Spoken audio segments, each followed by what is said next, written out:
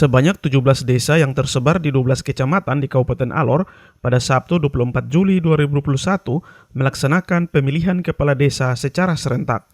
Pemilihan kali ini diikuti oleh sekitar 40-an calon kepala desa.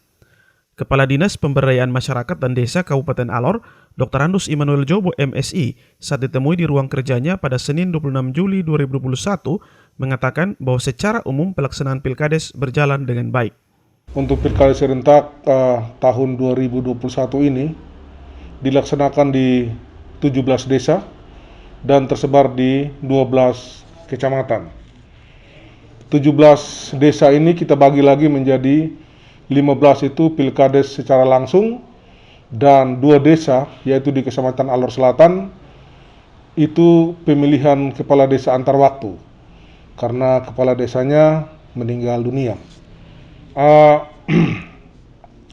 Saat ini memang kurang lebih ada 40-an calon yang telah bertanding dalam pelaksanaan Pilkades ini, dan kemarin tanggal 24 itu telah ada hasilnya sesuai dengan aspirasi masyarakat, telah memilih pemimpin yang dianggap layak untuk memimpin desa masing-masing. Secara umum pelaksanaan pemilihan kepala desa ini berlangsung dalam suasana aman, tertib, damai, dan sehat. Atau kami biasa singkat dia dengan ADATS, aman, damai, tertib, dan sehat. Meskipun memang ada riak-riak kecil dalam kegiatan pemungutan suara, tetapi semua itu bisa diselesaikan secara baik karena ada saling pengertian dan kerjasama antara semua stakeholder, baik panitia di tingkat desa, kecamatan, dukungan dari TNI Polri, para saksi calon, serta para pemilih. Sehingga pelaksanaan pemilihan kepala desa itu bisa berlangsung secara aman. Terkait respon masyarakat yang mengikuti Pilkades kali ini, menurut Jobo tidak sesuai target. Masih ditemukan banyak kertas suara rusak yang diakibatkan oleh kurang terbiasanya masyarakat dengan tata cara pencoblosan. Jumlah pemilih ini tidak sesuai target karena ada banyak hal-hal teknis yang masih ditemui khususnya pada saat pencoblosan. Di sejumlah TPS di desa memang kita lihat jumlah pemilihnya tinggi, tetapi surat suara yang rusak pun cukup banyak.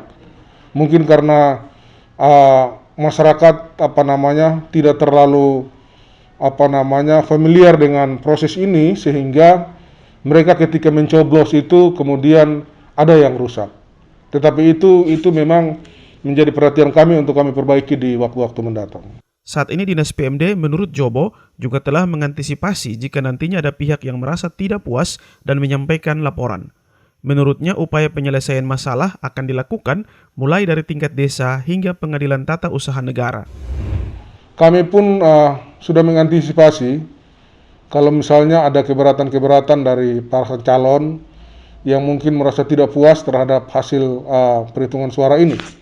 Kemudian mereka melakukan tindakan hukum dan lain-lain. Kami pikir itu hal yang biasa, tetapi kami selalu meminta kepada pasangan calon supaya bisa menerima hal ini secara baik dan diselesaikan di tingkat desa. Karena memang aturannya diselesaikan di tingkat desa, kemudian kalau tidak bisa bawa di tingkat kecamatan, baru kemudian bawa ke tingkat kabupaten. Tetapi itu pun kalau tidak bisa, silakan ada proses hukum yang lebih lanjut, misalnya tentang gugatan ke TUN Tata Usaha Negara atau apapun namanya, itu menjadi hak daripada para calon. Tapi kami harapkan supaya secara musyawarah mufakat hal ini bisa diselesaikan di tingkat desa dengan kearifan-kearifan lokal yang ada. Sementara itu Bupati Alor bersama jajaran Forkopimda pada hari pencoblosan mengunjungi 2 desa, yakni Desa Lawahing, Kecamatan Kabola, dan Desa Lembur Barat, Kecamatan Alor Tengah Utara. Asisten Pemerintahan dan Kesra Setda Alor, Ferdi Ilahal SH, saat ditemui di kediamannya, menyampaikan bahwa hingga malam ini tidak ada laporan terkait persoalan yang masuk. Disampaikan olehnya juga bahwa Pilkades tetap berjalan sesuai dengan protokol kesehatan. Sampai malam ini, tepatnya jam 7 tadi, seluruh laporan camat tentang pelaksanaan Pilkades berjalan aman, lancar, dan nyaman. Ya. Dalam proses pelaksanaan ini, karena kita ada di masa pandemi COVID, maka semua proses pelaksanaan Pilkades itu dibingkai dalam protokol kesehatan COVID. Ya, mulai dari tahapan-tahapan proses persiapan awal sampai penyaringan penetapan bakal calon kampanye, dan kemudian masuk di dalam masa tenang dan pemilihan, semua dilaksanakan di TPS juga dengan protokol kesehatan. Demikian laporan tim Kominfo TV Online.